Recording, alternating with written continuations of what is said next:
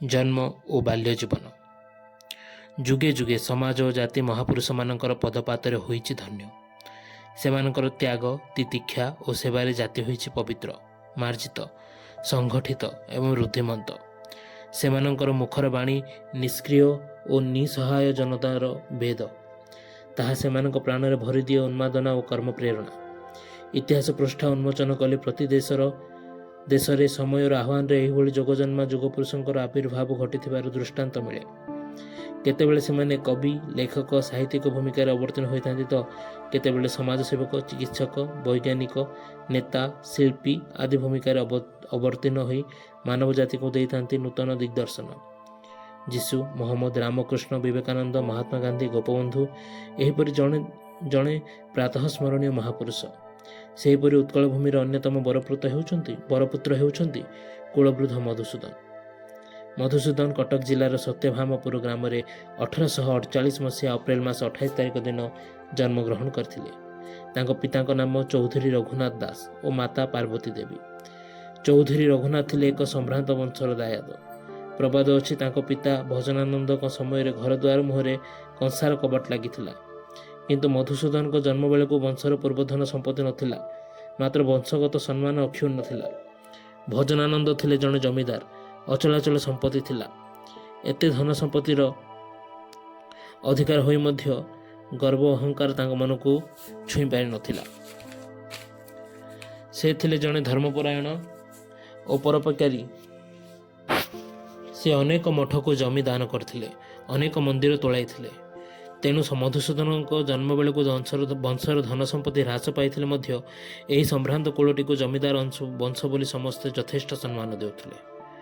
मधुसूदन पितांकर ज्येष्ठ संतान नथिले, तांकर बड़ भौणीटीए थिला। मधुसूदन जन्म हेबा परे तांको पितामातांकर आउ दुईटी संतान जात होइथिले। सेमानक मध्यरु तांको सान भाई गोपाल बल्लभ अन्यतम। शैशव अवस्था मधुसूदन सान्ते माँ द्वारा लालित पालित होइथिले। से मधुसूदन को बहुत स्नेह करुथिले। से ही वंशर समस्त अतीत स्मृति शिशु मधुसूदन को प्राण में जागरूक करने सहित भविष्यत उच्च आदर्शर बीज रोपण करथिले। मधुसूदन को माता पार्वती देवी मध्य जन उदार हृदया धर्मप्राणा संतान बत्सला सुगृहिणी थिले। तांको मन में गर्व और दंभ तिले मात्र नथिला। से पाठशाठ पढ़ी नथिले, तथापि से बुद्धिमती थिले। सेही गाँवर गरीब गुरुबा माने तांको माँ परि सम्मान करुथिले। सेमानक पई थिले से आश्रयदात्री। समस्तक पई तांको हृदय थिला स्नेह करुणा और सहानुभूति। से सेमानक दुख सही पार नथिले। आवश्यक समय से सेमानक मुक्त हस्तरे साहाय्य करुथिले। पिलादिने मधुसूदन भारी दुष्ट थिले। ग्रामर अन्य पिलामानक सहित एणे तेणे खेली बुली समय काटुथिले। गाँ चाटशाळीर अवधानक सहित थट्टा परिहास खेलुथिले, किंतु से तीक्ष्ण बुद्धि संपन्न थिले। से थिले तांको चाटशाळीर सबुठारु बुद्धिया छात्र। दिने कौनसी कारणरू मधुसूदन माँ को ऊपर रागी गले। माँ खाइबा को डाकिबारु खाइबे नाही बोली रकठोक मना करदिले। माँ तांको किछि न कहि चुपचाप जाय शोइले। ठीक राति बेले को मधुसूदन को भारी भोक लागिला। से आ संभाली पारिले नाही। बाध्य होई जाय माँ को उठाई कहले मते खाइबा को देबो चलो। पुअर कथा शुणी पार्वती देवी धीर गंभीर स्वर में कहले तू परा खाइबु नाही बोली कहिथिलु, पुणी खाइबा को मागुछु, तो कथा कौन तू रखिबु नाही। मधुसूदन माँकर कोमल अथच कठोर कथा शुणिकी नीरव रहिले।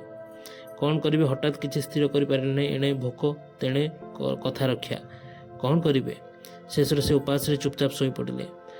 मधुसूदन को प्राथमिक शिक्षा गाँ चाटशाळी ही आरंभ होइतिला।